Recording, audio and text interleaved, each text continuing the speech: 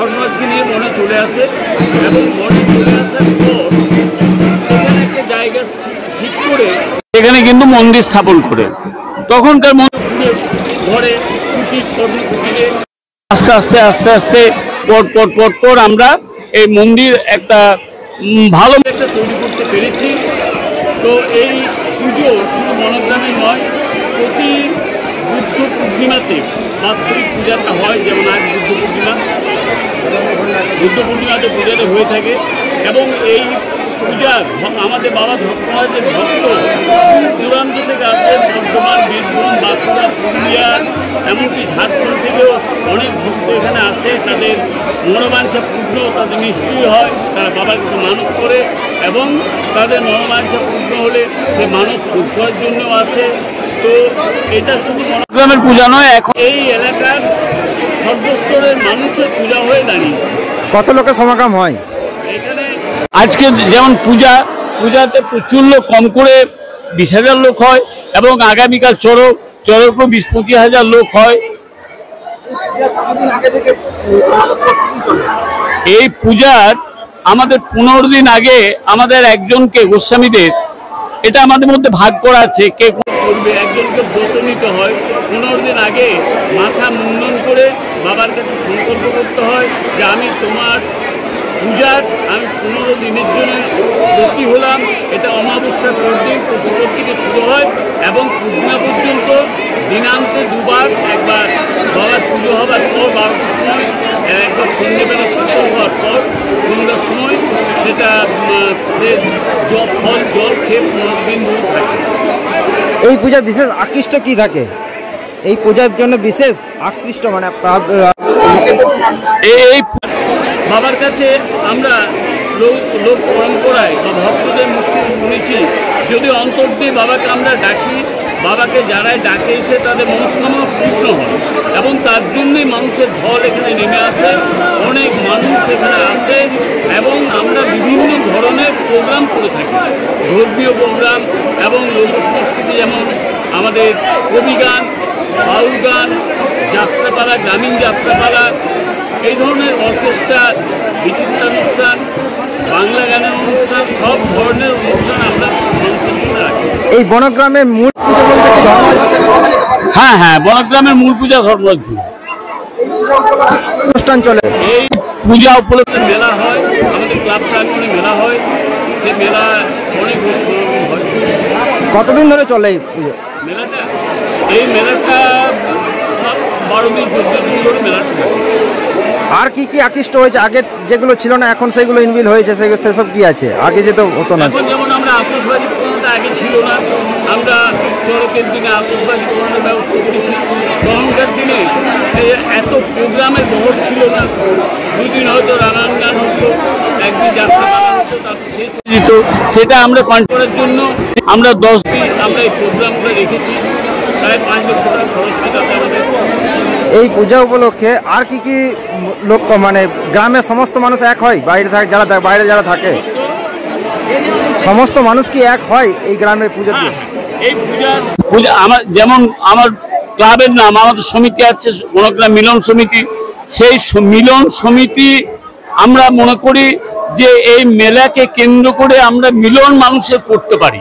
আমরা বিভিন্ন ধর্ম নির্বিশেষে, জাতি ধর্ম নির্বিশেষে আমরা সব মানুষ একসঙ্গে মিলে আমরা আনন্দ। আপনার নাম? আমার নাম গঙ্গাধর গোস্বামী, সভাপতি বনগ্রাম মিলন সমিতি এবং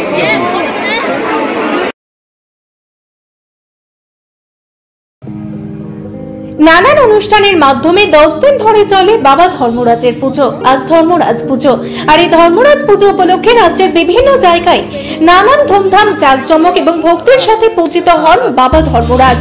ধর্ম ঠাকুর পশ্চিমবঙ্গের রাঢ় অঞ্চলের গ্রামীণ জনসাধারণ কর্তৃক পূজিত একজন হিন্দু দেবতা। তিনি ধর্মরাজ বা কেবলমাত্র ধর্ম নামেও পরিচিত। ধর্ম ঠাকুর মূলত গ্রাম দেবতা। একটি সিঁদুর মাখানো নির্দিষ্ট আকারবিহীন প্রস্তর খণ্ডে তার পুজো করা হয়। প্রস্তর খণ্ডটি কোথাও কোথাও গাছের তলায় বা উন্মুক্ত ক্ষেত্রে ধর্ম ঠাকুরের থান বা ধর্মরাজ তলায়ও রাখা হয়, কোথাও আবার মন্দিরে রেখে পুজো করা হয়। বৈশাখ, জ্যৈষ্ঠ এবং আষাঢ় মাসের পূর্ণিমা তিথিতে অথবা ভাদ্র মাসের সংক্রান্তির দিন ধর্ম ঠাকুরের বিশেষ পুজো করা হয়ে থাকে। গ্রাম দেবতা রূপে মূলত কাল ভৈরবকেই ধর্ম ঠাকুর বলে অনেকেই মনে করেন। ঠিক সেই রকম দুর্গাপুর ফরিদপুর ব্লকের গোগলা পঞ্চায়েত এলাকার বনগ্রামের দীর্ঘ 500 বছর ধরে একইভাবে সমহিমায় ভক্তির সাথে পূজিত হয়ে আসছেন বাবা ধর্মরাজ। বনগ্রামের লক্ষিন্দর গোস্বামী এবং পল্টু গোস্বামীরা জানান, পূর্বপুরুষদের কাছে তিনি শুনে এসেছেন দীর্ঘ 500 বছর ধরে পূজিত বনগ্রামের এই ধর্মরাজ বাবা। তিনি আরো জানান, বাবার মন্দির সম্পূর্ণ পাথরের তৈরি, কেননা ধর্মরাজ বাবা ইট পছন্দ করেন না। ধর্মরাজ পুজো উপলক্ষে 10 দিন ধরে এলাকায় বসে মেলা, চড়ক ছাড়াও এখানে ধর্মরাজ পুজো উপলক্ষে যাত্রা, পালাকবি, গান, রামায়ণ প্রভৃতি সাংস্কৃতিক অনুষ্ঠান হয়ে থাকে। পাশাপাশি ধর্মরাজ পুজো উপলক্ষে এলাকায় বসে ছোটখাটো একটি গ্রামীণ মেলা। দূর দূরান্ত থেকে ভক্তরা ভিড় করেন এই ধর্মরাজ পুজোয়। একটা সময় মানুষের বিশ্বাস ছিল বনগ্রামে ধর্মরাজ বাবার কাছে এসে চোখের নানান জটিল রোগের ওষুধ পাওয়া যেত। কলেজ স্রোতে তা এখন নেই, তবে ভক্তের বিশ্বাস আজও অটুট। তাই দূর দূরান্ত থেকে প্রচুর ভক্ত ভিড় করেন এই 10 দিন। তিনি জানান, চড়ক ছাড়াও এই 10 দিনে পুজোয় প্রতিদিন প্রায় 10 থেকে 15,000 ভক্তের ভিড় হয় এই ধর্মরাজ মন্দির প্রাঙ্গণে। পুজো উপলক্ষে বনগ্রাম এলাকা মিলন মেলায় পরিণত হয়।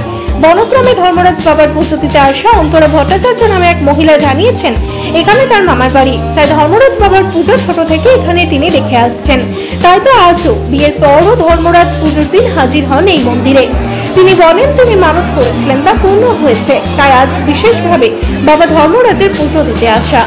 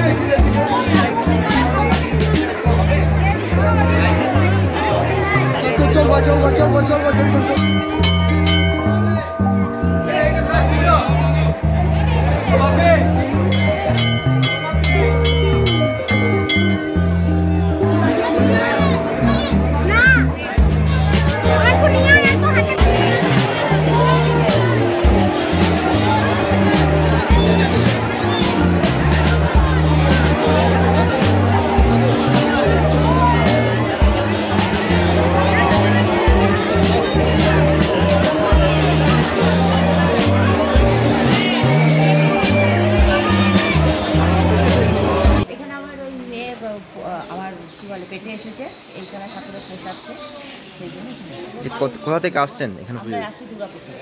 এখানে প্রতি বছর পুজো দিতে আসেন? হ্যাঁ, এখানে আমার মামার ঘর। আমার বাড়ি। তো এখানে কি পুজো দিয়ে মনস্কামনা পূর্ণ হয়? হ্যাঁ হ্যাঁ হ্যাঁ, একদম। মানুষ যে আশা নিয়ে আসছে আর কি, সেটা পূর্ণ হয়। তাই পুজোর দিন কি এখানেই থাকা হয়? হ্যাঁ, পুজোর দিন কেমন এনজয় হয়? খুবই ভালো, বলা নেই। আগে যেমন হতো কি এখনই সেই রকম, না এর চেয়েও বেড়েছে এখন? আর একটু বেড়েছে এখন, এখন একটু বেড়েছে। আপনার নাম? আমার নাম অন্তরা ভট্টাচার্য। আপনার নাম? আমার নাম সমাপ্তি সেন। আপনার নাম? বর্ণালী ব্যানার্জি। বছর আগে শুরু হয়েছিল। মোটামুটি 5 বছর আগে থেকে আমাদের হয়ে আছে। এটার নাম বড়গ্রাম। বন জঙ্গল তখন ছিল।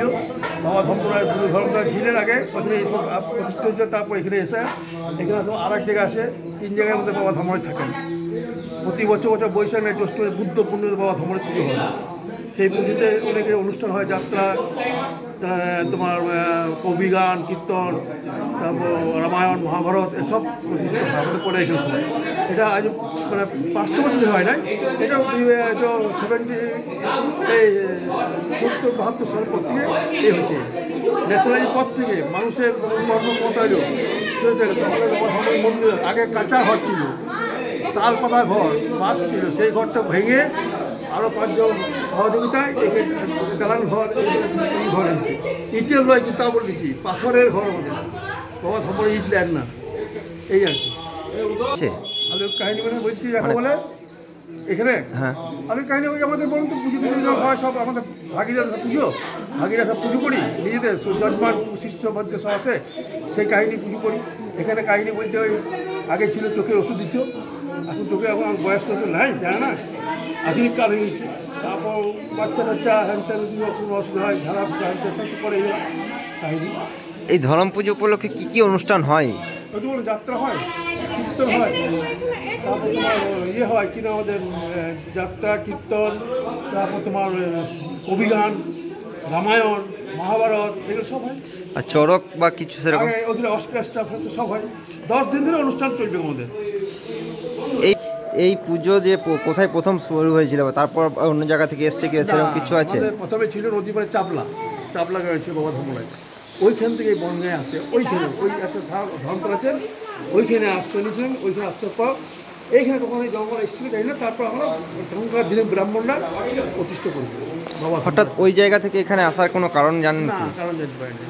উনি তখন আসছেন 3 জায়গায় ধর্মরায় ছিলেন, তো কোদা গ্রামে আছেন, এখানে আছেন, বনগাঁয়ে আছেন, পুষ্কুটিতে আছেন, এই 3 জায়গায় আমি শুনেছি বাবা আসা যাওয়া করছে, ধর্ম ঘটনার মধ্যে আসছে।